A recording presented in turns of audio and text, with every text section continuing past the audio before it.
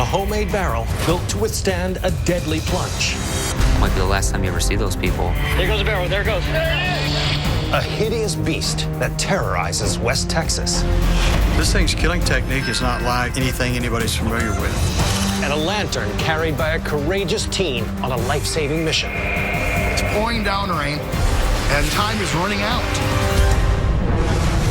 I'm Don Wildman. Join me on a journey across the United States as we go deep into the vaults of the nation's most revered institutions, unearthing wondrous treasures from the past, extraordinary artifacts, and bizarre relics, each with a shocking story to tell and a secret to be revealed. These are the mysteries at the museum.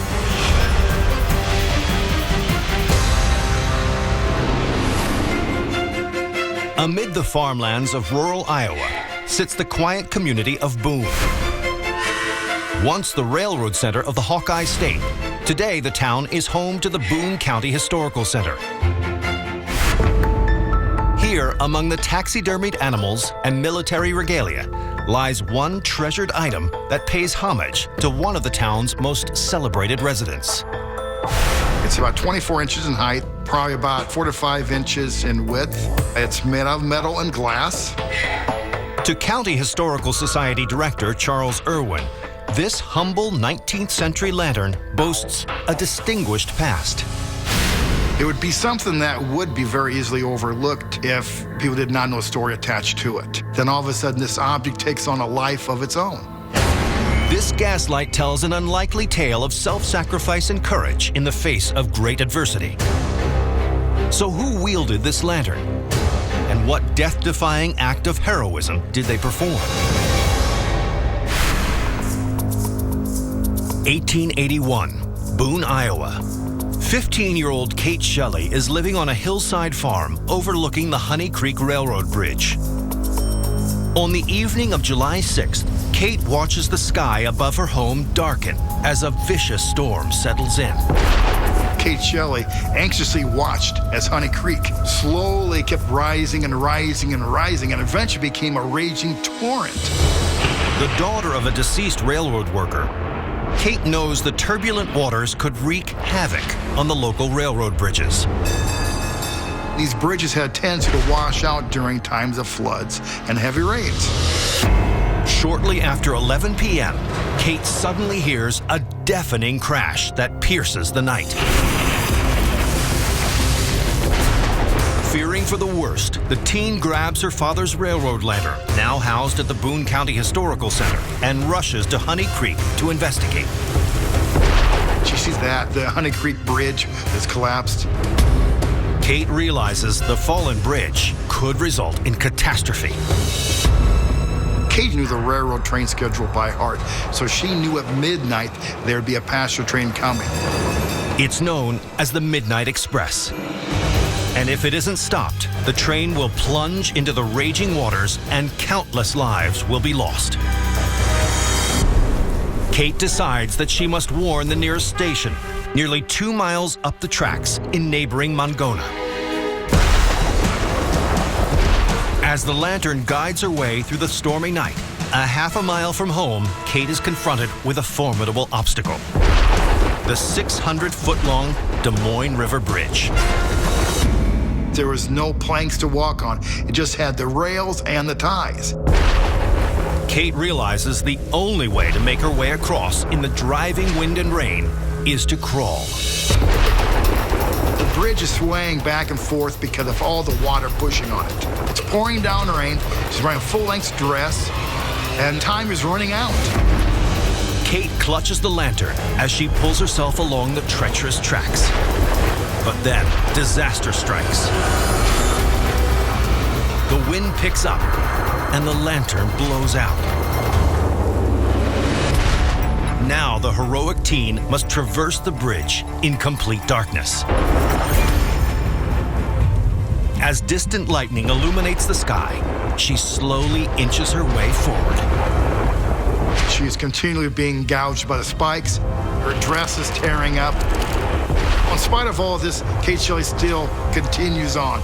Finally, in the distance, Kate spots the Mongona station and realizes she's just feet from the bridge's end. The exhausted teen races to deliver the news. Kate Shelley comes bursting in. She says the bridge over Honey Creek is out, and then she collapses.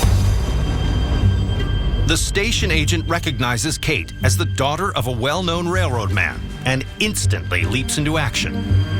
Before the telegraph lines get washed out, that the railroad were able to send out one last telegraph message to tell them that the bridge over Honey Creek had been destroyed and all trains must be stopped. The Midnight Express and the lives of as many as 150 passengers on board are saved. In the aftermath of the storm, the town of Boone learns of Kate's bravery, and she is proclaimed a hero. And nearly 20 years later, in 1900, as a new route is forged across the Midwest, the city erects the Kate Shelley Bridge in honor of her courageous mission. Today, the lantern that helped guide her way that July night in 1881 remains here at the Boone County Historical Center to remind visitors of the undaunted will of a young girl who risked her own life to prevent a tragedy. Dividing the international border between New York State and Ontario, Canada, is a roaring rush of glacial meltwater that twists and churns before crashing nearly 200 feet into the river below. This is Niagara Falls. Niagara Falls is beautiful, it's majestic, it's powerful. You got 1.2 million gallons per second of water going over the waterfalls. The waterfall definitely has something about it that can really kind of pull people in. And at the nearby Daredevil Museum, visitors can marvel at the modern machines and homemade contraptions used by a handful of madcap thrill seekers to take the plunge over the fall's edge. But as Director of Public Relations, Galen Bailey can attest, one 12-foot-long cylinder holds a special distinction among this motley fleet of unlikely vessels. It's a capsule made of foam with a fiberglass mesh coating to it. And inside of it has a steel inner part with air tanks. It looks like a sea monster took a bite out of it. So who challenged the falls in this ravaged apparatus? And did they survive?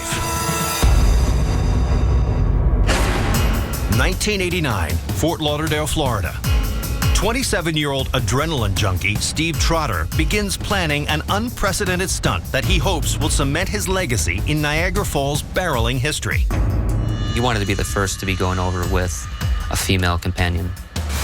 Since the first dive was taken in 1901, no co-ed duo has braved this formidable wall of water, and for good reason.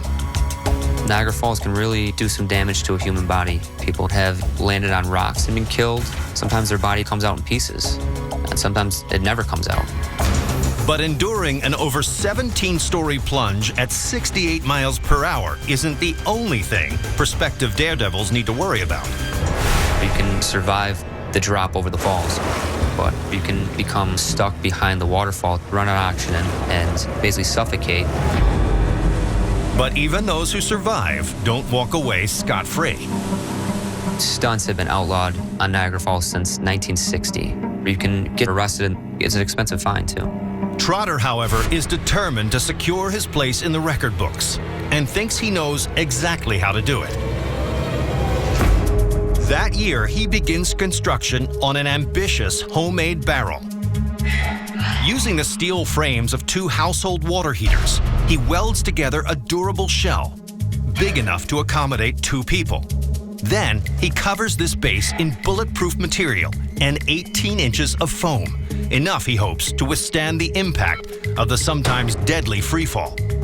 Inside, Trotter attaches 2 5-point safety harnesses and installs 4 oxygen tanks, capable of providing air for just over an hour. He was sure that it was strong enough to survive the drop over the falls. 6 years and $20,000 later, in 1995, the makeshift contraption is complete.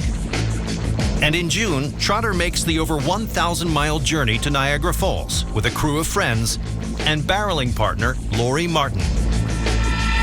At 9 a.m. on June 18th, the team pulls their truck up to the banks of the Niagara River.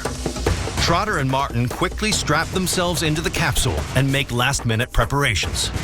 They put a radio inside the barrel so the crew members can communicate with Steven Trotter, and they quickly shove it off into the river. The team watches anxiously as the two are swept away in the rapids and rush toward the treacherous abyss. I mean, you have to be pretty nervous because it might be the last time you ever see those people. Seconds later, onlookers watch in awe as the homemade vessel drops over the fall's edge. There goes the barrel. There it goes. There it is. There it goes. There it goes. It's that. Trotter's barrel lands at the base of the falls, and it looks to be intact. But immediately, it's snagged by a cluster of large rocks just beyond the thunderous deluge. Trotter's friends know they can get out of the barrel. He has a hatch, but he doesn't come out of the barrel. And when crew members try to establish radio contact with Trotter, there's no response. Trotter's friends expect the worst. They might have witnessed the death of their friends. It's June 18th, 1995. At the base of Niagara Falls, a homemade barrel is lodged in a cluster of rocks. Inside are 33-year-old Steve Trotter and his friend Lori Martin. The two have attempted to become the first male-female duo to survive the more than 170-foot drop over the falls. But are they alive? As the powerful spray pummels the capsule, a rescue squad arrives on the scene. Racing against the clock, the team works frantically to reach the stranded barrel, aware that Steve Trotter and Lori Martin are equipped with only 1 hour and 20 minutes of oxygen. They have to get the ropes in position, and then they're basically 10 feet from the edge of the waterfall trying to get to this barrel. But 45 minutes later, there's still no sign of Trotter and Martin. Worse still, the duo's oxygen supply is running dangerously low. If they did survive the fall, they could be on their last breaths. They don't have any air left. And just when it seems all hope is lost, the rescue workers finally reach the barrel and prepare to pop the escape hatch. You kind of expect the worst, that they didn't make it and they're dead. Carefully, the men remove the lid. They open it up and they find Steven Trotter and Lori Martin alive. Steve Trotter and Lori Martin are the first male-female twosome to conquer Niagara Falls in a barrel. But as they are whisked away to the hospital, the question remains, why weren't they able to free themselves from the capsule? The barrel was being hit with water from the falls. So inside the barrel, Trotter thinks that they're stuck behind the falls. If you're stuck behind the falls and you were to open up your barrel, the waterfall will it'll crush you. The thing's gonna fill with water. You're gonna drown. And you'd be killed almost immediately. Unfortunately, Trotter and Martin had no way of knowing they were actually free to escape. A radio that they had actually had bounced around, knocking the batteries out, and they couldn't find the batteries. So they couldn't communicate to anybody and ask, are we outside of the falls? In the wake of this extraordinary stunt, police press charges to send an unequivocal message to potential copycats. Both Trotter and Martin receive a jail sentence and are fined several $1,000s each. And on June 27th, their battered barrel is salvaged from the river by a crane and put on display at the Daredevil Museum. And here it remains, a testament to the duo that risked it all, despite the consequences, to snare an historic first and live to tell about it. Situated on the shores of Lake Michigan is the town of Hammond, Indiana, home to one of the Hoosier State's grisliest institutions, the John Dillinger Museum. Here, over 500 rare artifacts document the life and exploits of one of America's most notorious Depression-era gangsters. We've got everything you could possibly want to see about John Dillinger. We have a 1933 Essex Terraplane Straight 8, which was his favorite car to steal, and some great photo documentation of Dillinger in all of his prime. But according to South Shore Visitors Authority President Spiros Batistatos, one small hand-carved object in this vast collection tells of the infamous criminal's most extraordinary stunt. It is roughly 6 to 7 ounces. It's made of wood. Someone might look at it and think it is a child's toy, but what you're looking at is a pretty significant part of gangster history. So what is this tiny whittled object? And what role did it play in a daring scheme perpetrated by America's original public enemy number one? It's 1933. The United States is mired in the depths of the Great Depression. With millions out of work, some desperate citizens turn to crime for financial reward, ushering in a new era of outlaw heroes. And perhaps none of these gangsters is more glamorized than 30-year-old bank robber John Dillinger. John Dillinger enjoyed the role of being Robin Hood. There were stories of him giving little kids in the street gold pieces, but history tells us that he was a hardened criminal. By 1934, Dillinger's growing rap sheet includes 8 bank heists that have netted him over $100,000. But the prolific bandit's crime spree is about to come to an abrupt end. On January 25th, 10 days after allegedly shooting a police officer during an Indiana bank robbery, Dillinger is arrested while hiding out in Tucson, Arizona. Dillinger's extradited to Indiana to stand trial for that murder. The elusive gangster is locked up in Crown Point Jail, where, awaiting trial, he contemplates his impending fate. John Dillinger was facing the death sentence. The prosecution was ready. They had a very strong case. For Dillinger, there's only one option. He needed to break out of jail. But there's a problem. Crown Point Jail is secured by dozens of heavily armed guards, all keeping a keen eye on the institution's high-profile inmate. Crown Point Jail was supposedly escape-proof, so breaking out was going to require some help. So Dillinger obtains the services of a notoriously crooked Chicago attorney named Louis Paquette. Louis Paquette had access to a vast underworld of gangsters and criminals to help him in anything that he wanted to accomplish. On February 19th, just 3 weeks before the trial, Dillinger meets with his lawyer and lays out a plan. His idea is to have a gun smuggled into the prison so that he can take a hostage and effect an escape. But getting a weapon past security will be no easy feat. The officers were patting down lawyers before a visit, so a conspiracy of this magnitude was going to require some help from someone inside the jail. That help comes from the jail's deputy sheriff, Ernest Blunk, who, for a fee of $2,000, agrees to aid in Dillinger's escape, with one caveat. He refuses to arm the inmate with a loaded weapon. So Paquette and his legal team come up with an ingenious alternative. They were going to get a wooden gun made, something that looked like a real gun. Paquette's office commissions a Chicago woodworker to carve and die the dummy weapon. And on March 2nd, this whittled piece of wood, now on display at the John Dillinger Museum, is covertly handed off to Ernest Blunk. The next morning, the deputy sheriff passes the prop pistol on to Dillinger himself. Everything is finally in place. But will this audacious plan actually work? It's 1934. Gangster John Dillinger is languishing behind bars, awaiting trial for murder. If convicted, he will be executed. But the wily crook has an audacious plan.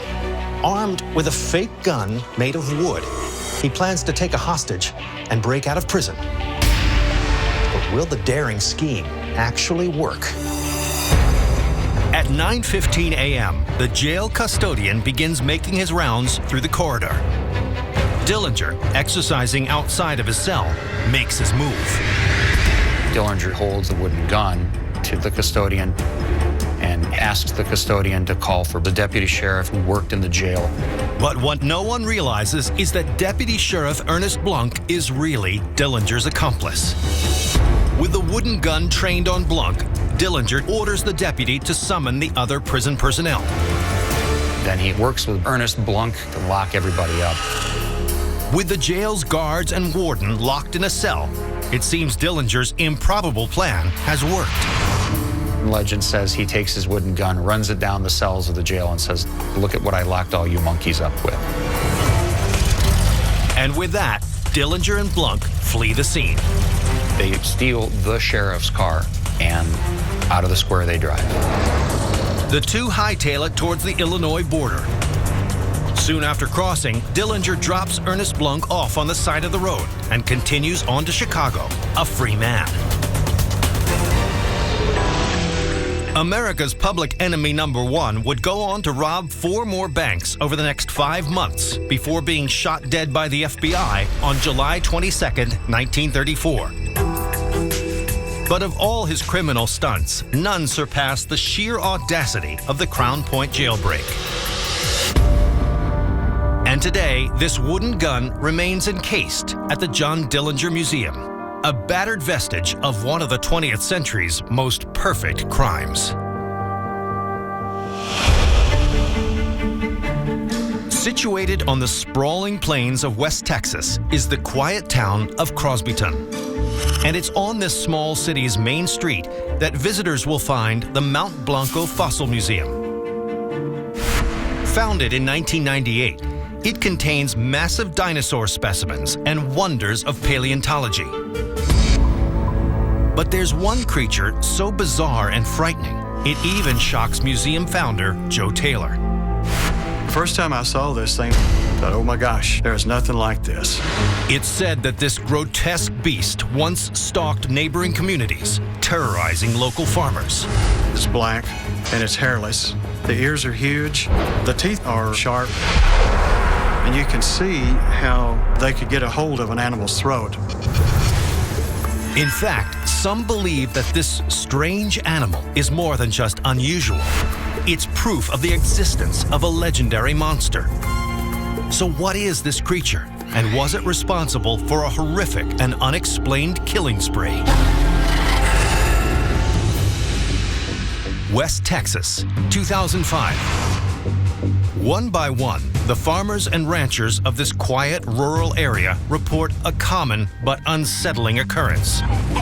Something is killing their livestock in the middle of the night, and the vicious nature of the attacks has them on edge.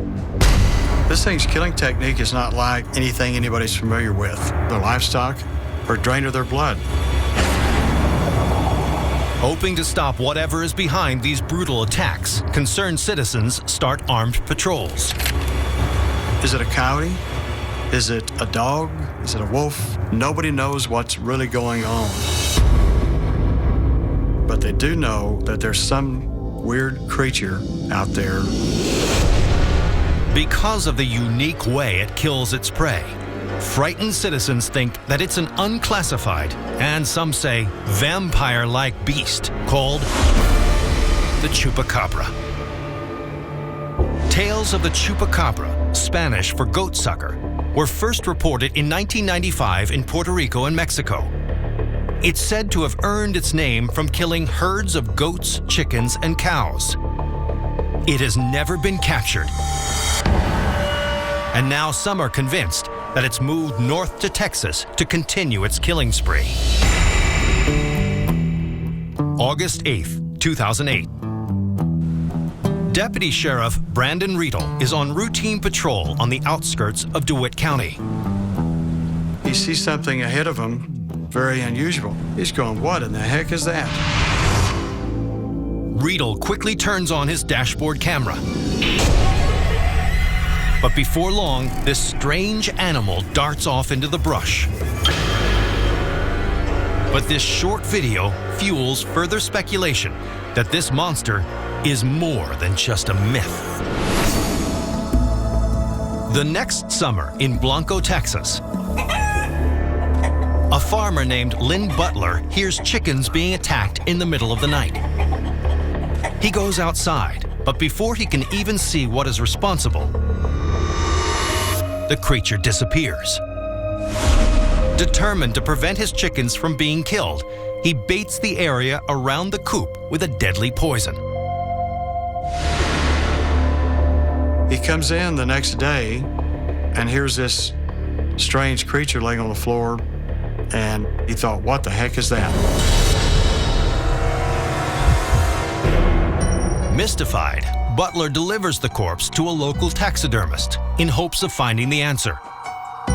As he examines the creature, he sees that it shares characteristics with a very familiar animal, up to a certain point. He sees it's like a coyote in many similar ways, but hind legs are longer, the teeth are different. Not only that, no coyote has smooth black skin. Whatever it is, it's not like something you've seen before. So, is this bizarre-looking creature the chupacabra?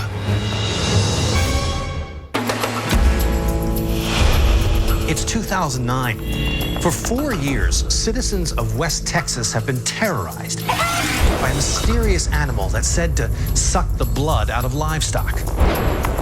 But when a local farmer kills a strange, hairless, dog-like creature, people start to wonder, has he killed the beast known as chupacabra? To solve the mystery, tissue samples are sent to a California university for further analysis. And the genetic testing reveals this bizarre creature's ancestry. The results were it has affinities with coyote and wolf. Researchers believe that it's a hybrid, primarily related to the coyote, but linked genetically to a wolf through its maternal line 2 generations ago. Such hybrids are rare but not unheard of, and scientists determine the case closed. But many West Texas residents remain skeptical. Could this be the very animal seen by Sheriff Brandon Riedel and the one responsible for the rash of livestock fatalities? Or could there be more of these bloodthirsty beasts out there? I've talked to 7 people who've seen them up here. There must be a lot of these things. People are afraid, what will this thing do next? And today, the legend of this monster lives on through this strange specimen, leaving visitors to the Mount Blanco Fossil Museum to wonder, will the chupacabra strike again? Springfield, Illinois, once home to one of the country's most celebrated presidents, Abraham Lincoln, whose legacy is preserved here at the Abraham Lincoln Presidential Library and Museum. Its collection features treasured artifacts like an original copy of the Gettysburg Address and Mary Lincoln's White House china. But among this trove of 19th century mementos, meticulously curated by James Cornelius, is one rusty object that stands out from its pristine surroundings. It is about 15 or 16 inches long with a wooden handle. It's the sort of thing that a fair number of mechanics and workmen would have owned in the old days. But workmen did not wield this seemingly ordinary tool. Instead, it was used by a band of ruthless criminals that preyed upon the Lincoln legacy. So what role did this rusty tool play in a daring plot that shocked the nation? 1876, Chicago, Illinois. 11 years after the close of the Civil War, counterfeiting is big business. The first national paper currency introduced to fund the war is much easier to produce than coins, and criminals are seizing upon the opportunity. Counterfeiting was a pretty easy way to make a lot of money if you had a good engraver and if you had a good network of people passing the fakes. One notorious Chicago counterfeiting gang is run by Irish mobster Big Jim Kennelly. But this band of outlaws has fallen on hard times. The gang had a really good engraver named Ben Boyd. And Ben Boyd was caught. He was put in prison, and that really put a crimp on the gang's operations. Without the services of Boyd, the gang must embark on a new criminal enterprise. And after a night of drinking at a bar called The Hub, they decide to try their hands at grave robbing. In the 1800s, graves of the wealthy are sometimes targeted by robbers, and the stolen bodies are held for ransom. But Kennelly's crew is looking for a heist that will truly resurrect their fortunes. And that's when they decided that Abraham Lincoln was probably the most valuable buried person in Illinois. Assassinated just 11 years earlier, the president's body rests in a monument just hours away in Springfield, Illinois. Kennelly hopes that stealing the president's body will not only bring him riches, but also free his engraver, Ben Boyd.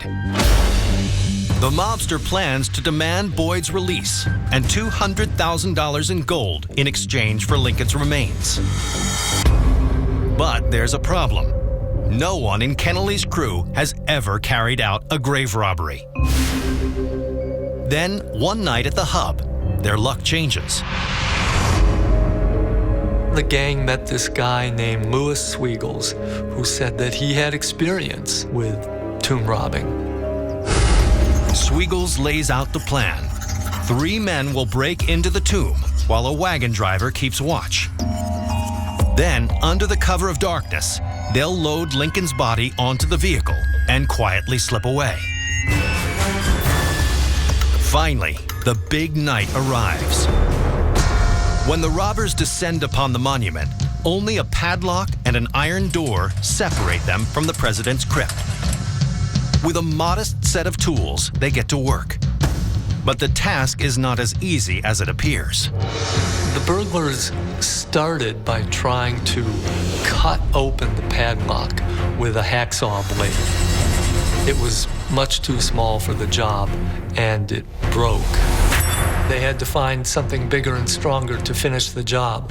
The thieves turn to this chisel, now housed at the Lincoln Presidential Library and Museum, and wedge it into the weakened padlock and snap it open.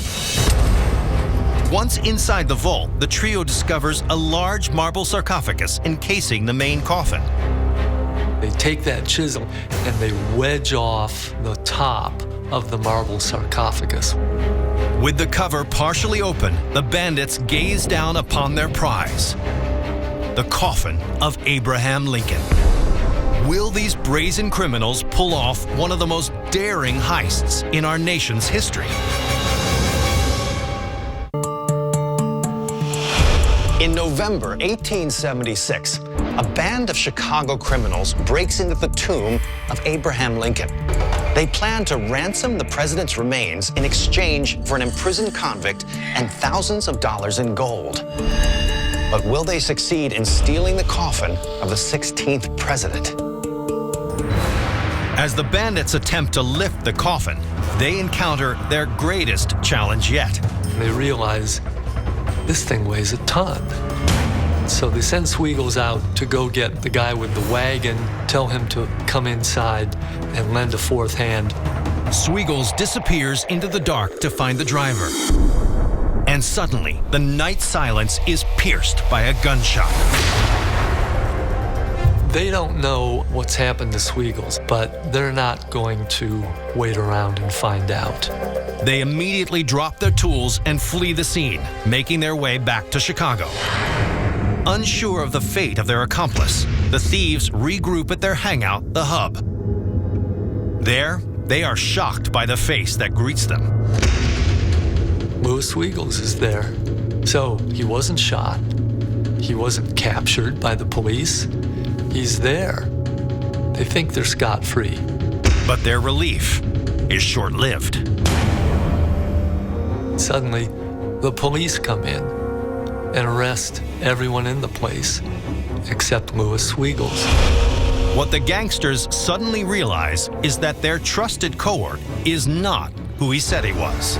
Louis Sweegles was working with the Secret Service all along. They've been tricked. In fact, the police were at the monument the night of the attempted robbery.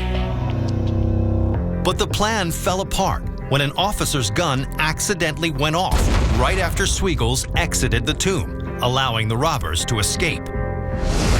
Based on the strength of Sweegles' testimony and the tools found at the scene, the would-be grave robbers are convicted and eventually sentenced to 10 years in prison. In the wake of the scandal, Lincoln's body is encased in concrete and placed 10 feet underground.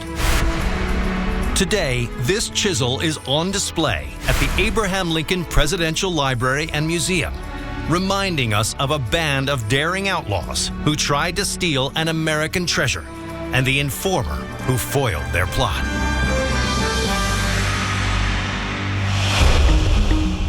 Deep in the heart of South Carolina is the old railroad city of Florence. And on a quiet street downtown is the institution dedicated to preserving its heritage, the Florence Museum.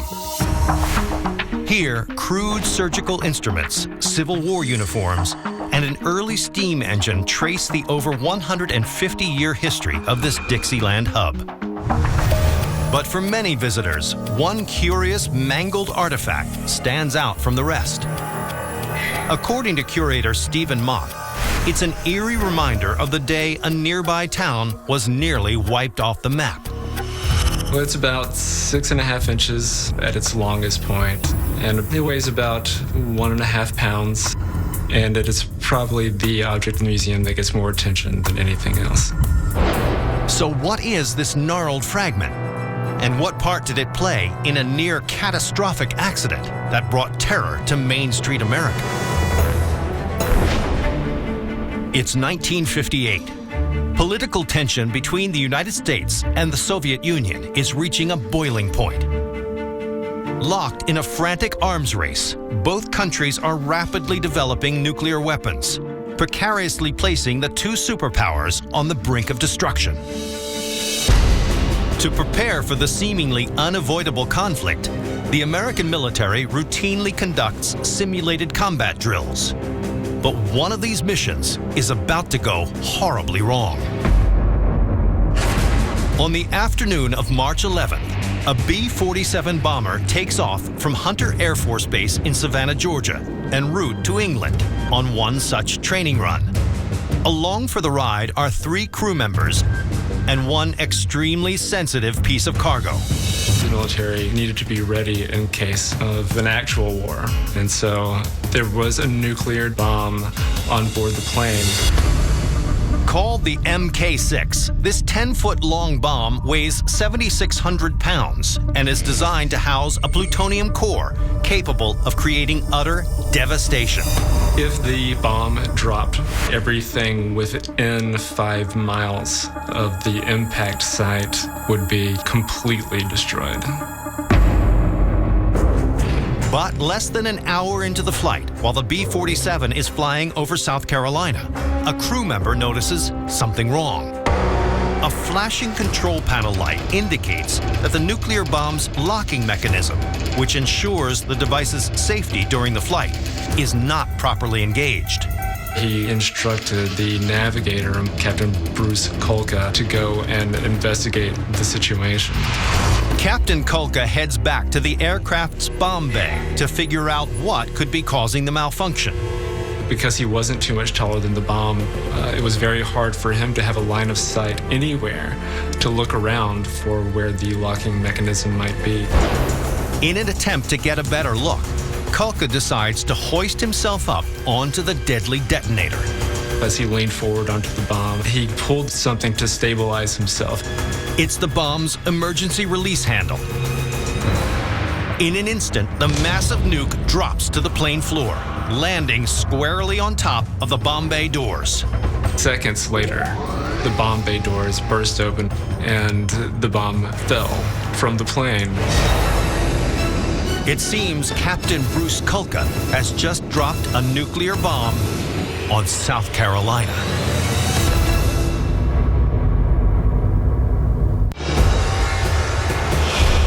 It's March 11th, 1958. United States Air Force Captain Bruce Kolka has just made an inconceivable mistake. Flying at 15,000 feet over the East Coast in a B-47, he has accidentally dropped a nuclear bomb on South Carolina. Mortified, Captain Kolka scrambles back to alert his fellow airmen. So their next step was to radio back to Hunter Air Force Base. As the B-47 is diverted back to Savannah, authorities in Florence County, South Carolina are inundated with reports about a massive explosion. Several calls started coming in to the police from people who were in the city of Florence. They described seeing two plumes of smoke about 6 miles away in a rural town called Mars Bluff. Soon, the media picks up on the explosive story, sending Florence County residents into a panicked frenzy. Anyone heard the term atomic bomb, first thing that they think of would be, the incredible devastation that they associated with Hiroshima and Nagasaki. There was a lot of fear that there was a potential for radiological contamination. But when news outlets finally release images from the bomb's impact site in Mars Bluff, local citizens are confounded. There seem to be no signs of nuclear devastation. In fact, the damage seems confined to a single property where the bomb has created a 75-foot wide crater in the earth and knocked a small house off its foundation. The yard has also been sprayed with tiny bomb fragments, just like this one, on display at the Florence Museum. Astonishingly, the blast has caused only a handful of minor injuries, but no one has been killed. Mars Bluff seems to have been spared. But how? The policy of the Air Force at the time was that the actual nuclear core of the bomb had to be on the plane, but was not inserted into the bomb unless it became necessary to arm the weapon. That core was not loaded into the bomb that fell on Mars Bluff. In the wake of the extraordinary blast, authorities conduct a thorough cleanup of the area, and eventually the government compensates the victims for their hardships. But for some Mars Bluff residents, the memories of March 11th, 1958 continue to linger. Yeah, it's been 54 years since the event, but it still does live on in the minds of the people who experienced it. And today at the Florence Museum, this bomb fragment remains on display, a mangled relic from a tragic accident that brought the Cold War to America's doorstep. From a nuclear bomb to a nocturnal killer, an unlikely heroine, and an unlawful daredevil. I'm Don Wildman, and these are the mysteries at the museum.